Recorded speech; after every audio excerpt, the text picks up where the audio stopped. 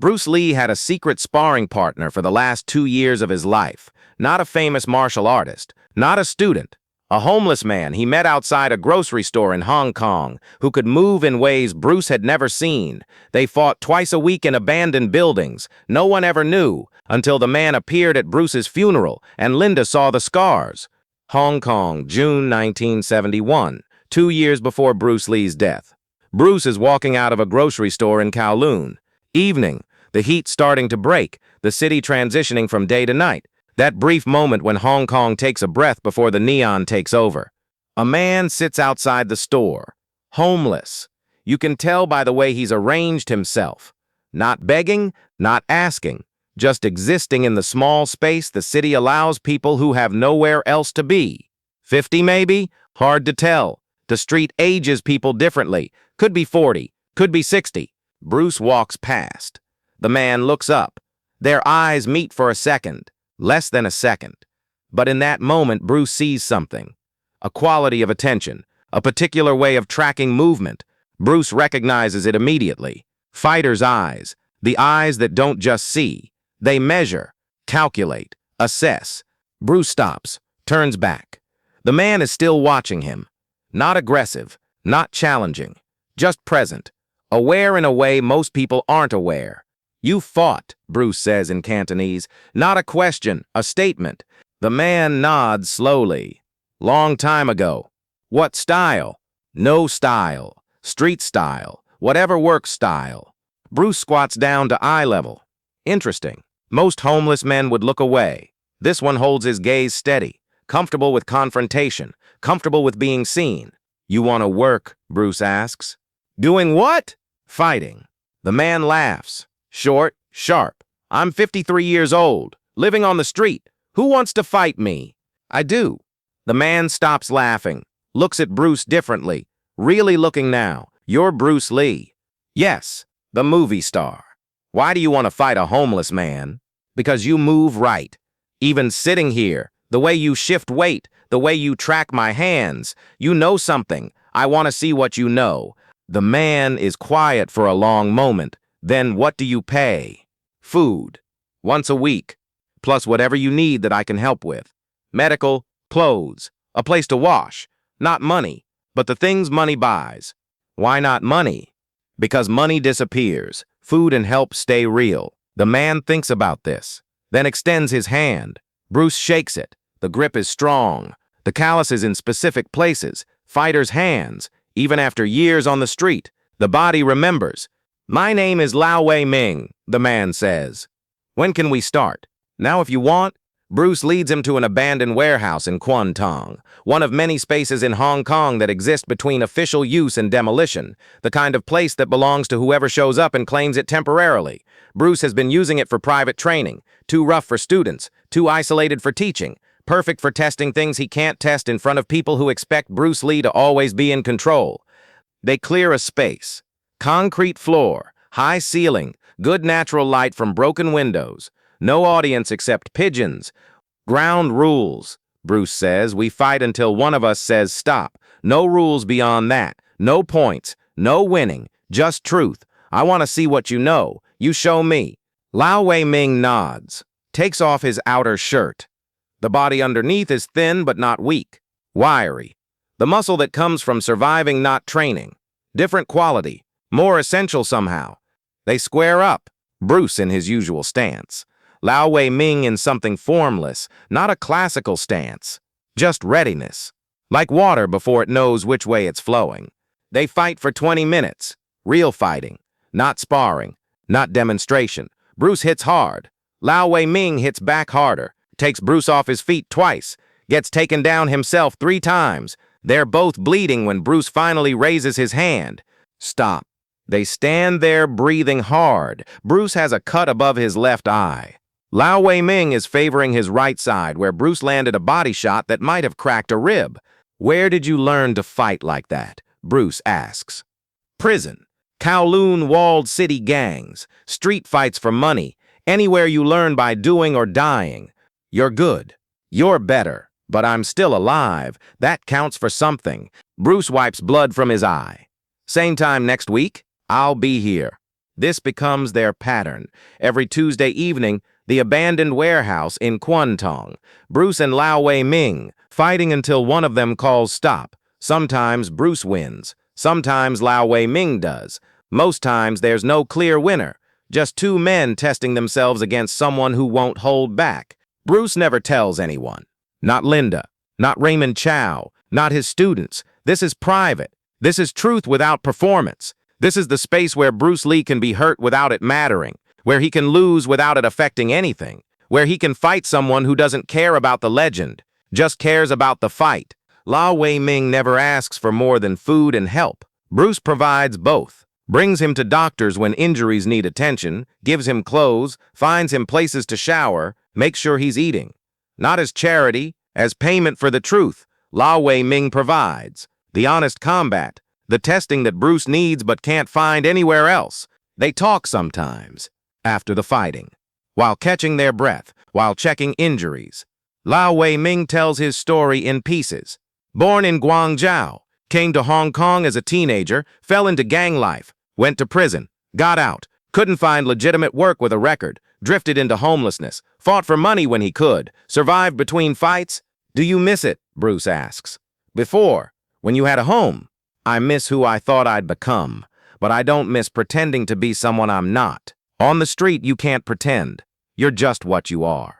There's freedom in that. Bruce understands this. The performance of being Bruce Lee.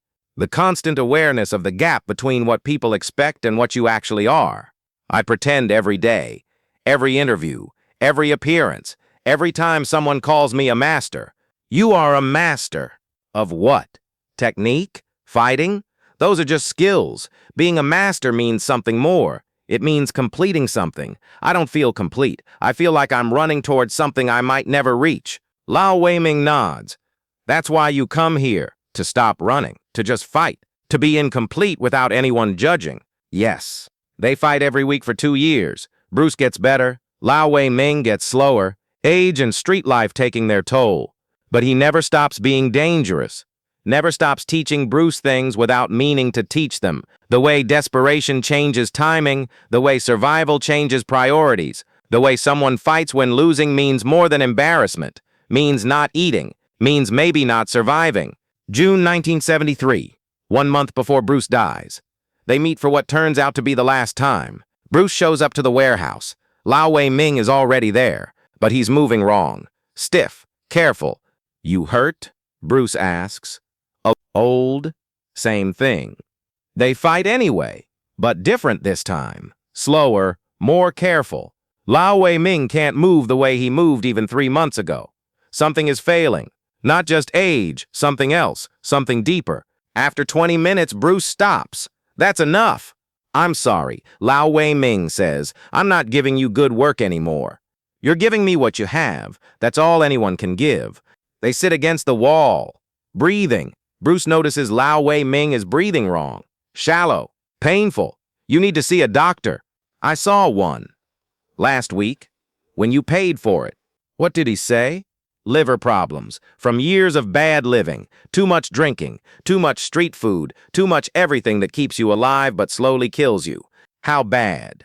Lau Wei-ming shrugs. He said 6 months maybe. Maybe less. Depends on things I can't control. Bruce is quiet for a long time. What do you need? Nothing you can give me. This is the price. I lived a certain way. This is what it costs. I'm not sorry. I can get you treatment, better doctors. And then what? I live 6 more months in a hospital bed instead of on the street? No thank you. I'll take the street. They sit in silence. Finally, Bruce says, you taught me something nobody else taught me. How to fight someone who has nothing to lose. How to fight someone for whom losing isn't just defeat, it's death, real death. You fight that way because that's been your reality. I fight that way in here because I can, but out there I never have to. I always have something to lose, a career, a reputation, a family. You showed me what it's like to fight without those things, to just fight for the fight itself, for survival itself. Lau Wei-ming looks at him. You're welcome. But I didn't do it for teaching. I did it for the food. And because it felt good to fight someone who wasn't trying to kill me, who was trying to learn from me, nobody wanted to learn from me for 30 years. Then Bruce Lee shows up and wants to learn. That mattered. Will you come next week? If I'm alive. Bruce gives him money. More than usual. Lau Wei-ming takes it without pride or shame. Just takes it. Because he needs it and Bruce has it. Simple transaction between people who understand each other. If you can't make it, Bruce says, you know where to find me. I know. That's the last time they see each other. Lau Wei-ming doesn't show up the following Tuesday, or the Tuesday after that. Bruce goes to the places he knows Lau Wei-ming stays, asks around. Nobody has seen him. Bruce worries, but also knows that street people disappear. That's part of the reality. You lose track of people. They move on. They die. You don't always know which. July 2019, Bruce Lee dies. The funeral is massive. Thousands of people, students, actors, fans, industry people, everyone who wants to be seen mourning Bruce Lee publicly. Linda stands with the family, receiving condolences, trying to process the unprocessable, trying to be present while also being somewhere else entirely. The terrible split of grief, here and not here at the same time. A man approaches, old, thin, badly dressed, clearly doesn't belong among the well-dressed mourners. Security starts to move toward him. Linda waves them off. Something in the man's face stops her. Something familiar even though she's never seen him before. He stands in front of her, doesn't speak, just looks at the casket. Then at Linda. His eyes are wet but not crying. The expression of someone who is past crying, who has cried enough in his life that tears don't come easy anymore. You're Linda, he says. Yes, he was a good man, better than people knew. Did you know my husband? For 2 years. Every Tuesday, we fought. Linda's face changes. You're the sparring partner. The man blinks, surprised. He told you? No, but I found his calendar. Tuesday evenings blocked out for 2 years. Nothing else written. Just training. I asked him once what training. He said private work. I didn't push, but I noticed the bruises, the cuts he tried to hide. I knew he was fighting someone good enough to hurt him. The man nods. He hurt me too. Look, he pulls up his sleeve, scars on his forearm, defensive wounds, from blocking, from taking strikes meant for his head or body. 2 years of fighting Bruce Lee leaves marks. I'm sorry I couldn't make it the last few weeks, the man says. I was sick, still am, but I had to come, had to pay respects. What's your name? Lau Wei-ming. Linda looks at him carefully. Really seeing him. The homeless man her husband fought for 2 years, the sparring partner who gave Bruce something he couldn't get anywhere else. The truth of real combat, the honesty of someone with nothing to lose. Thank you, Linda says, for whatever you gave him. He needed it. He gave me more. Food, help, respect. Nobody respected me for 30 years. Then Bruce Lee showed up and respected me. That changed something. Made the last 2 years matter in a way nothing else mattered for a long time. Will you be okay? Lau Wei-ming smiles. Sad smile. Honest smile. No, but I'll die having fought Bruce Lee every week for 2 years. How many people can say that? I got lucky, very lucky. He bows. Traditional, respectful bow to Linda, to the casket, to whatever Bruce Lee meant to him. Then turns and walks away, back into the crowd, back into Hong Kong, back into whatever time he has left.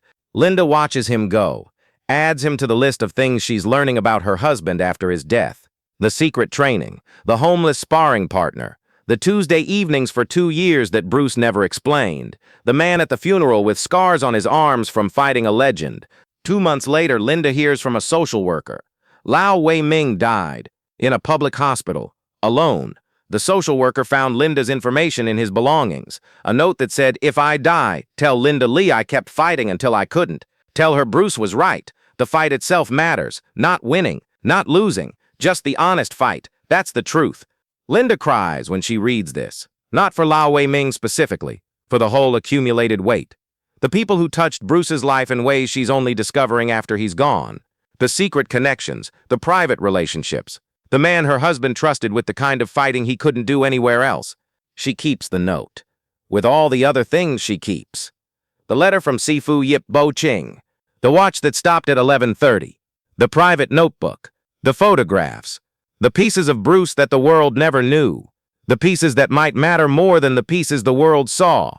The sparring partner who was homeless, who fought Bruce Lee every Tuesday for 2 years, who showed Bruce what it means to fight when losing is more than embarrassment, who died 2 months after Bruce, who kept the secret until the funeral, who paid respects with scars on his arms. That's Lau Wei-ming, the man nobody knew about, the Tuesday evening fight that Bruce never explained, the truth without performance, the honest combat in an abandoned warehouse in Kwun Tong. 50 years later, people still don't know about him. This story never made it into the biographies, never got documented, never got preserved except in one social worker's note and Linda's memory.